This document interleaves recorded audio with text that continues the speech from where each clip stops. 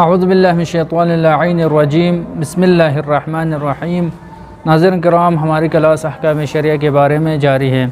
آج ہم اذان و اقامت کے بارے میں جو نمازی کے لیے مستحب ہے نماز سے پہلے اذان و اقامت کہنا، جو نماز اذان و اقامت کے بغیر پڑھتے ہیں اس کے نسبت وہ نماز جو اذان و اقامت اور اذان کے جو جملے ہیں وہ کتنے ہیں اور کیا کیا چیزیں ہیں وہ انشاءاللہ بعد والی ویڈیو میں عرض کروں گا۔ ابھی صرف ان کے جو مستحبات ہیں وہ آپ ناظرین کے سامنے عرض کروں گا۔ اول کی تو مؤذن کے لیے چند صفات ہیں۔ سب سے پہلے مؤذن یعنی اذان پڑھنے والے عادل ہونا چاہیے۔ نمبر 2 ہے وقت شناس ہو۔ وہ شخص مؤذن ہو سکتے ہیں جس کے لیے وقت کے بارے میں وقت شناس ہو، معلوم ہو کہ کس وقت کس ٹائم پہ اذان ہوتی ہے، وہ معلوم ہونا چاہیے۔ نمبر 3 ہے کہ وہ شخص جس کی آواز بلند ہو، تو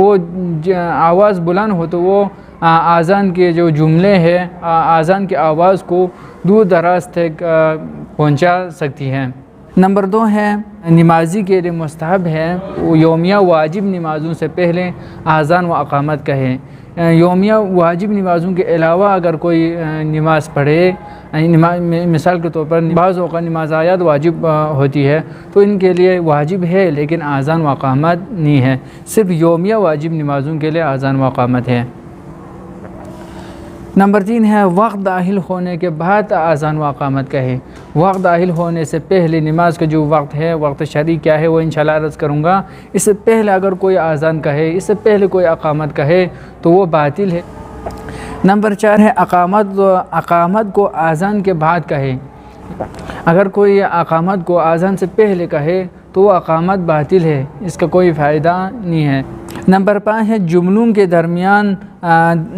کے درمیان زیادہ فاصلہ نہ کرے، یعنی جو اذان و اقامت ہے ان کے جو جملے ہیں ان کے درمیان زیادہ فاصلہ نہ رکھے، یعنی فاصلہ کر کے نہ پڑھے۔ نمبر 6 ہے مستحب نمازوں کے لیے اذان و اقامت نہ کہے، کیونکہ شریعت میں نہیں آیا ہے تو ہم اپنے طرف سے کوئی چیز شریعت میں نہیں ہے، جو چیز شریعت میں نہیں ہے، ذکر نہیں ہے، ان کو ہم اپنے طرف سے نہیں کر سکتے ہیں، کیونکہ مستحب نمازوں کے لیے اذان و اقامت نہیں ہے تو وہ اذان و اقامت کے بغیر پڑھے۔ نمبر 7 ہے کہ مستحب ہے جب بچے پیدا ہو جائے تو ان کے دائیں کان میں اذان کہے اور بائیں کان میں اقامت کہے، یہ مستحب ہے۔ نمبر 8 ہے اگر 2 نمازیں اکٹھی پڑھی جائے، مثال کے طور پر نماز ظہر اور عصر، پہلے نماز ظہر پڑھے پھر اس کے بعد نماز عصر پڑھے، تو اس طرح پڑھنے کی صورت میں اذان ساقط ہے۔ صرف کیا ہے پہلی نماز کے لیے یعنی نماز ظہر کے لیے اذان و اقامت کہے، پھر اس کے بعد نماز عصر کے لیے صرف اقامت کہے، اذان ساقط ہے، اذان کہنے کی ضرورت نہیں ہے۔